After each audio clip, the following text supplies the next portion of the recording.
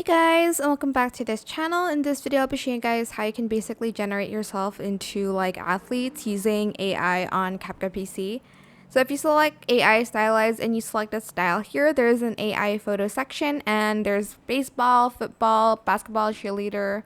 There's other stuff too, but I'm just going to select this one. I think they're supposed to write basketball here. I do not know why it's baseball, even though the uniform says like basketball.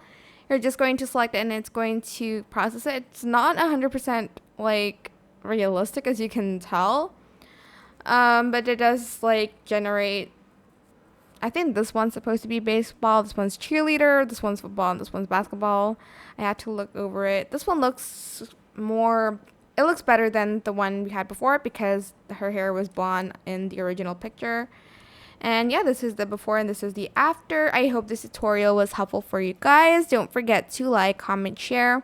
Also subscribe to this channel if you haven't done that already. If you have any more questions, just leave it in the comment section down below.